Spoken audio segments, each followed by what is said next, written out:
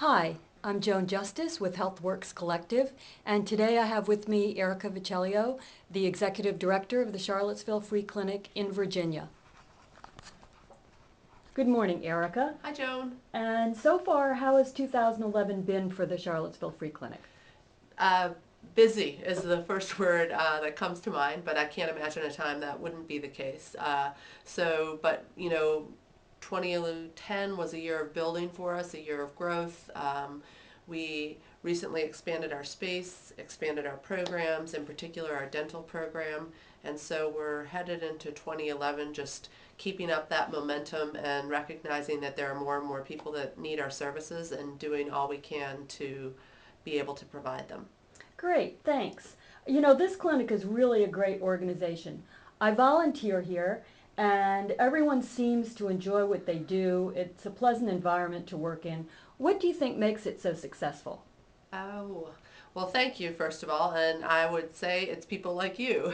And I mean that. I mean, it's our volunteers. We have over 500 volunteers that come every year. And so, the people that walk through the door every day to provide the services we provide to the patients are top notch and really committed. And our patients are really grateful. In many cases, they wouldn't have somewhere else to go. And so, it makes an awesome match and a good environment.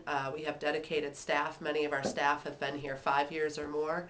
And we have a tremendous board of directors, very engaged, well connected in the community, good fundraisers. So I think all of those things contribute to a successful organization.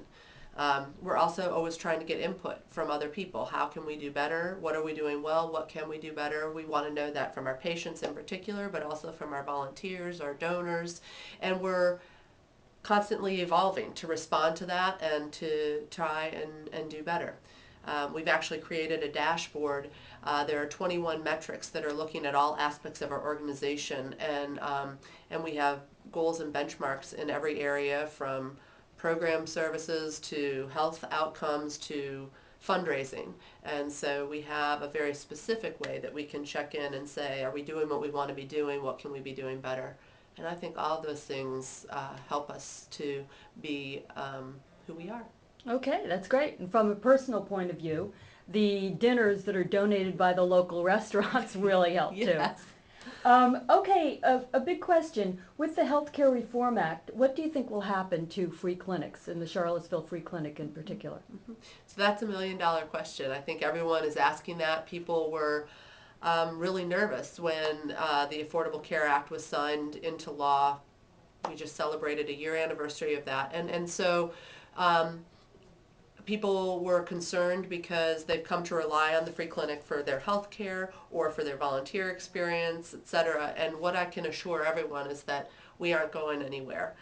You can look, there are countless studies and countless people who have analyzed what the impact of healthcare reform is going to be. And the reality is there will continue to be people falling through the cracks. There will still be some 22 million people who are uninsured. There'll be people who elect to not get the insurance, and this is if all of the insurance mandates are still in place in 2014. But there are a lot of contributing factors that indicate that there are going to be people still needing services. And so the Charlottesville Free Clinic specifically, our position is that we're going to continue to do what we've always done, which is evolve to meet the community's unmet need. And so I think we've proven ourselves to be flexible and nimble, thrifty, and basically able to adapt to what is most needed in our community while remaining true to our mission. And so we have a plan to continue to do that. Great. And as time goes on, what role will free clinics and community health centers, that is clinics in general, play in the overall healthcare environment? That's a great question. And again, I would say that there is a good deal of research saying that there's still going to be a significant need for gap fillers and for the safety net. And both community health centers and free clinics play a role in that.